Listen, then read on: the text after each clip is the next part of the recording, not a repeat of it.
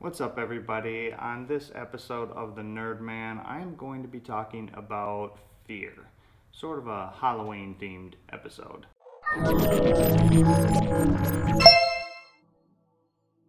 So, I'm not a big Halloween person. I do like a little bit of that stuff. I like to see a scary movie once in a while. I'm not a big horror person though. Definitely don't like the demonic styled stuff when it comes to like horror movies and games and things.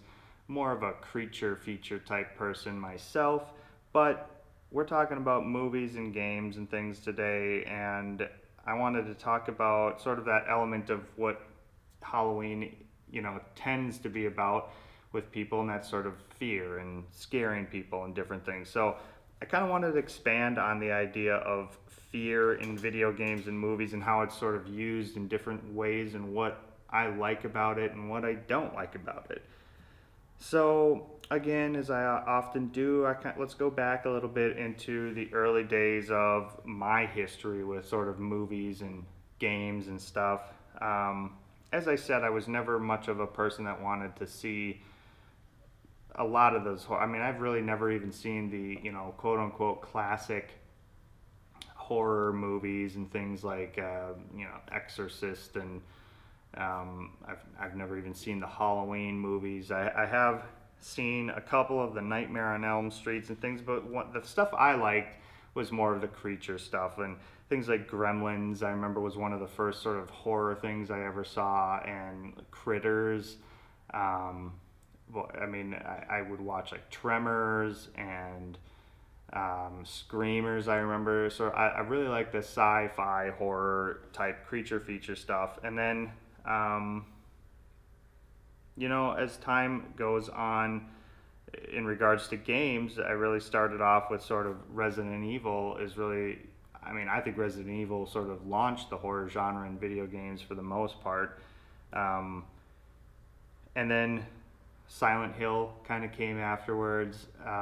But overall, I'd have to say that, I think, I'm not sure if everybody does, but I think people like to have a little bit of a scare once in a while, a little bit of it kind of gets your adrenaline pumping. And, I think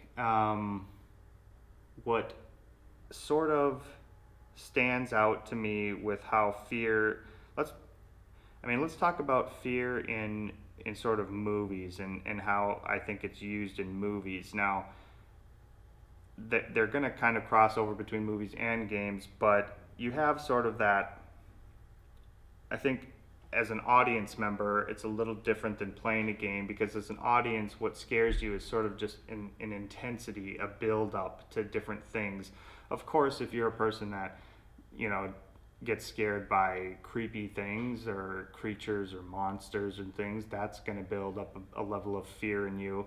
And I don't know if I get so much scared about sort of creatures in movies and in games. Of course, they can definitely enhance the experience, but um, I would have to say, generally speaking, there's an intensity that builds up when you're watching, a horror movie or something. Now, sort of those demonic horror movies, I like to call them demonic horror movies, I guess, that kind of go more on the occult side of things and in different stuff. That to me is just too kind of, I don't know, realistic in a sense. If you don't know, I am a Christian, and I think, I believe in that kind of stuff, the sort of the demonic side of things, and that it exists out there, and I really don't want to have a part in it. Whereas, a creature and a monster and things, that's just kind of good old science fiction type fun to me. So, I mean, we're talking zombies and vampires and different just monsters in general, but I think what movies do a lot of times is they'll play off of things like jump scares. A lot of times you'll have that slow build. You know it's coming, and all of a sudden something jumps out at you. And even though you know it's coming, there's such an intensity in the moment you get into the characters and things that you still get a little a jump in there. And they'll use that in movies that aren't even horror movies. But I think that's definitely a common thing for horror movies, is the jump scares and the slow build up to things. Now, if I'm going to transition a little bit in talking about games as well, I'll have to tell you the story of my first time playing Resident Evil, because I'm not sure if I've told this story before or not, but the first time, I got a PlayStation so I could play Resident Evil. That was the reason that I bought the PlayStation 1. It just intrigued me so much back then, and I think I was about a teenager, I'm pretty sure. I guess I don't even remember what year the PlayStation came out, but there was a moment in the first PlayStation game, you're kind of getting into this. I've never played a horror type game before, and if any of you remember this, so you're walking down this hall and these dogs jump through this window, and I just about lost it. I had no idea something like that was going to happen. I've never played a horror game. You got to imagine this stuff is played to death now in these types of games, these scenarios. But back then, that was the first time I had an experience like that. I was so freaked out. And then on top of it, you've got to compose yourself quickly and try to either take out the dogs. They're zombie dogs, so you don't have to feel bad about it. But you had to take out the dogs. You had to. I just remember that, like trying to compose myself quickly to deal with the situation. You could probably run away from them too, but that sort of leads me into what I want to talk about on how I think fear is used in games and movies, but in particular in games, I think, because when you're viewing a movie, you're just an audience member. As much as you can put yourself into the role of the characters in the movie, you're still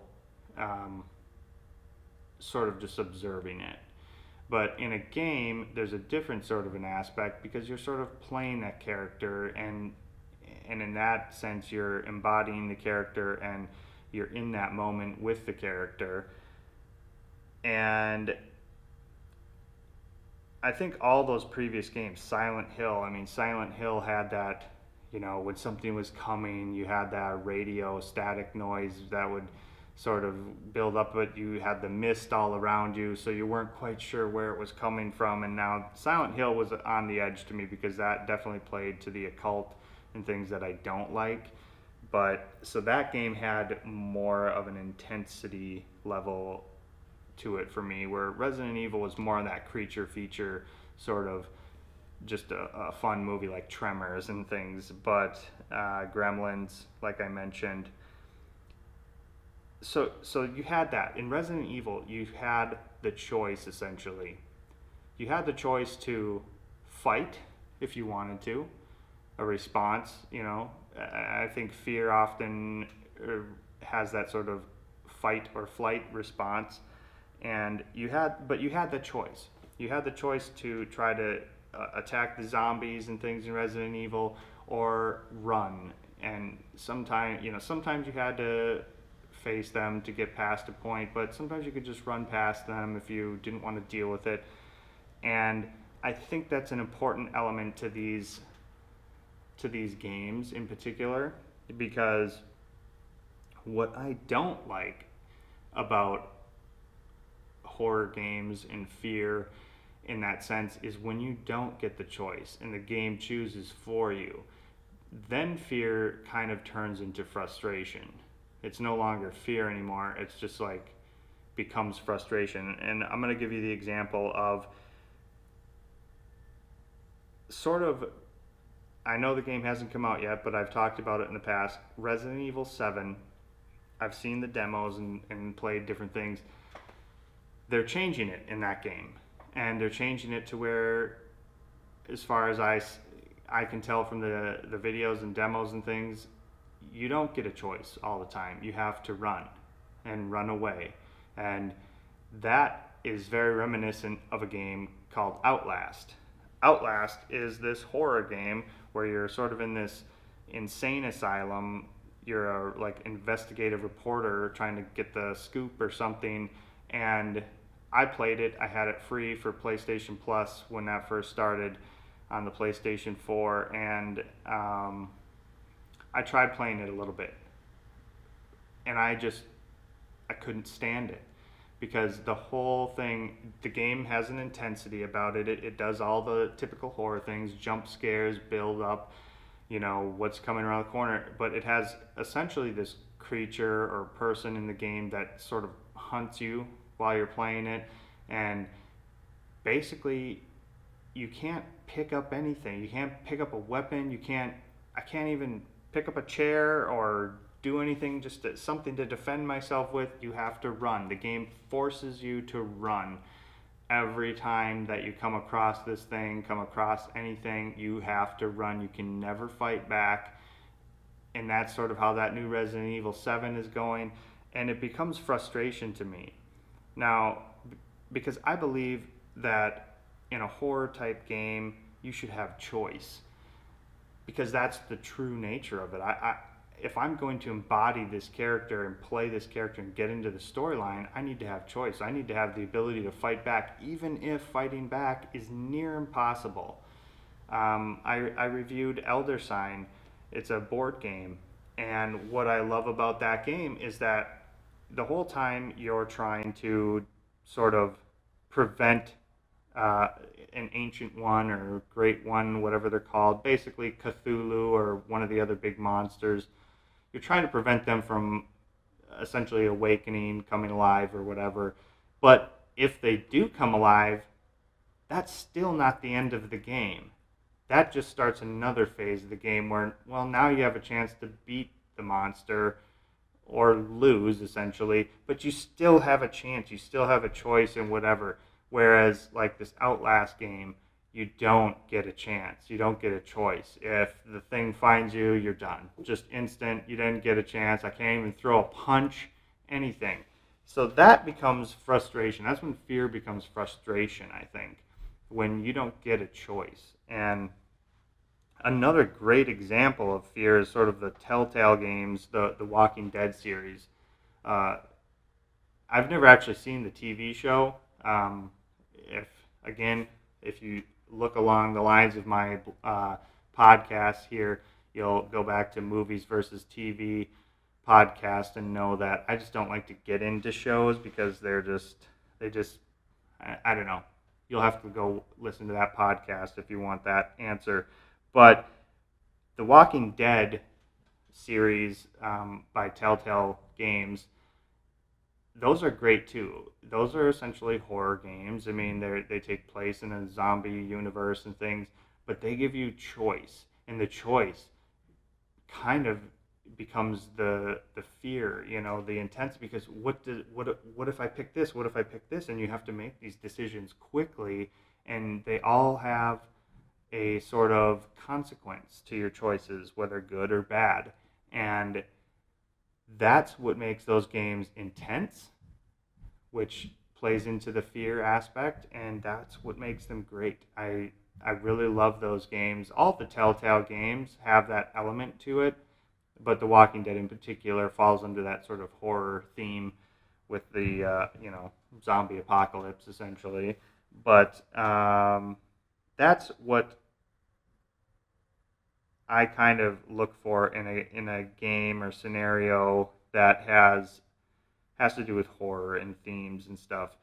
Cthulhu, like the role-playing game Cthulhu, I've played sessions of that in the past, and there always was a higher element. I remember our game master always would say, don't expect to win, essentially, because that's sort of what Cthulhu was about. It was against all odds type of thing. But the thing is you still always had a chance. No matter what, you always have a chance, a choice.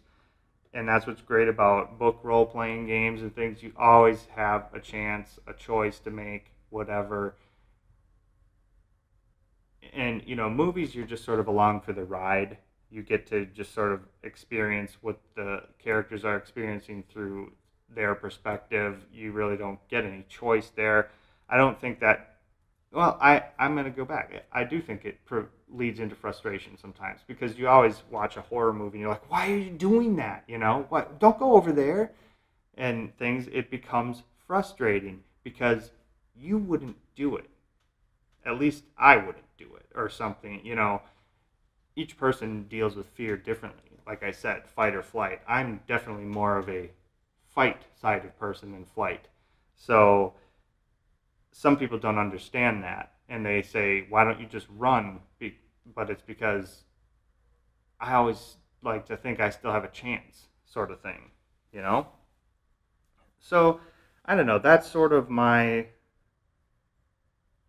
take on fear, I guess, and the horror theme. I wanted to have sort of a Halloween-themed podcast, and this is the best I could come up with. And, I've thought about this before, in games that I play and stuff. So just the aspect of how fear is used. So this isn't going to be a very, very long podcast compared to my other ones, but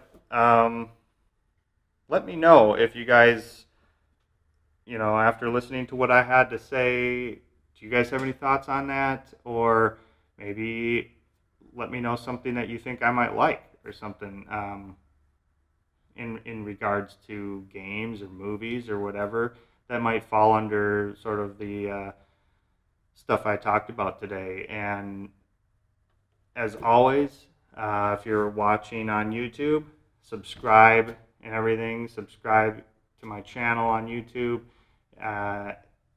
If you are listening to my podcast, either through my website or it is now on Google Music, if you just type in the Nerdman in the search, you'll be able to find it, and you can listen to it there for free.